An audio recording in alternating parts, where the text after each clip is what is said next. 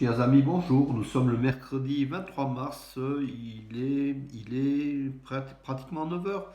Quelques news de l'Arménie, de l'Artsakh et de la diaspora arménienne. Arménie, le Premier ministre arménien Nicole Pachinian a adressé un message de félicitations aux représentants de la communauté kurde d'Arménie, des Yézidis en fait, les Kurdes d'Arménie. Ils sont au nombre de 30 à 40 000, à l'occasion du Navroz. Le Navroz, c'est le nouvel an donc dans la, des Kurdes, des Kurdes et d'autres peuples de cette région. Voilà, donc en fait, ces Kurdes d'Arménie vivent leur vie de citoyens d'Arménie de façon parfaite et en même temps défendent aussi leur tradition. Et l'Arménie laisse, la République d'Arménie laisse toute la possibilité à ces minorités nationales de vivre comment dirais-je, leur culture, leur tradition, et c'est le cas pour les Kurdes d'Arménie, les Yézidis souvent. Voilà. Eux, ils se disent pas Kurdes, les Yézidis, mais ils sont pris dans l'ère de la nation, enfin du peuple, de plusieurs peuples kurdes. La zone d'utilisation du drapeau national d'Arménie sera étendue à d'autres institutions en Arménie. Une loi a été votée à l'unanimité, a été adoptée hier pour étendre la zone où le drapeau arménien devra flotter. Il y aura de plus en plus de drapeaux arméniens en Arménie, sur des institutions, sur des écoles, sur beaucoup de choses. Je pense que c'est pas mal aussi de faire apparaître le symbole national dans un pays. Voilà, c'est patriotique et c'est pas hostile, c'est très très bien. Le Royaume-Uni qui a fait un don de 25 000 doses d'AstraZeneca à l'Arménie, donc ça continue après le Portugal, donc hier, aujourd'hui c'est le Royaume-Uni. Voilà, l'Arménie se vaccine. Les animaux donc sauvages utilisés, oui, exploités dans les cirques d'Arménie. Donc il y aura une interdiction. Il y a une interdiction donc sur ces animaux sera interdite. Donc le Parlement arménien, l'Assemblée nationale a voté vient d'interdire l'utilisation de ces espèces sauvages d'animaux dans les cirques. À l'exemple d'ailleurs de ce qui se fait en Europe occidentale. Voilà. Et je crois que c'est aussi une bonne chose que ces animaux puissent pas souffrir, vivre leur vie normale en état sauvage, tout simplement, et ne pas être, comment dirais-je, ne pas ressembler à l'humain, essayer de leur faire des gestes que nous on fait tous les jours. Il faut laisser leur liberté à ces bêtes, tout simplement. Je crois aussi que c'est pour atténuer leur souffrance.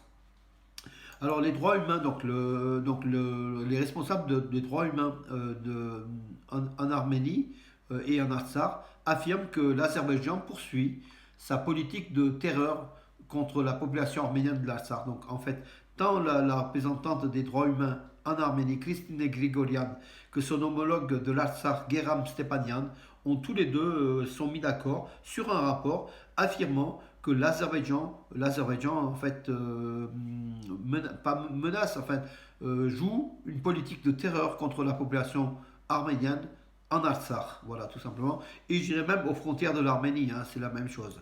Voilà une condamnation de ces deux représentants des droits humains en Arménie.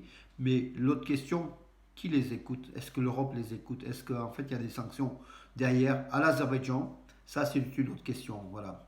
Le président azéri a remercié enfin oui, il a remercié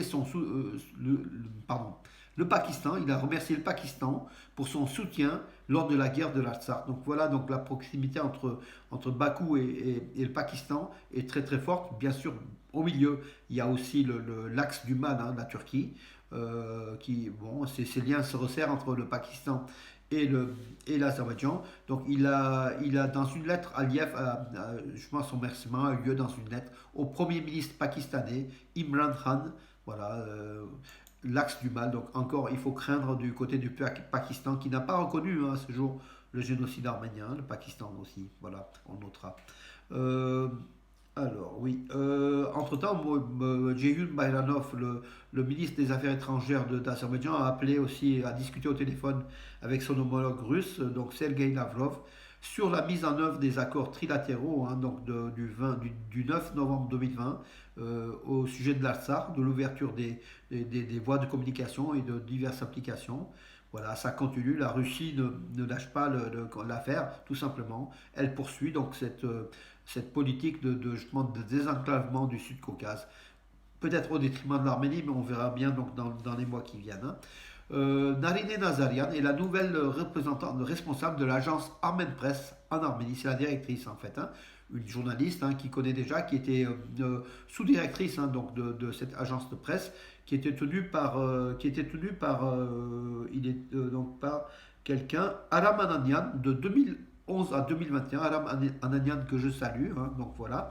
On le rencontrait souvent dans les ministères et c'était quelqu'un qui parle français et vraiment quelqu'un de très très intéressant qui a lui pris il est le président du conseil d'administration de Fly One Armenia, donc dans les transports aériens. Donc il a laissé sa place et cette journaliste, donc Narine Nazarian, est désormais directrice de Armen Press. Je salue notre collègue donc pour Armen Press, qui est l'agence de presse d'Arménie, dont on s'inspire aussi. Beaucoup d'informations venant d'Arménie sont issues aussi, comme vous le constatez, d'Armen Press. Hein.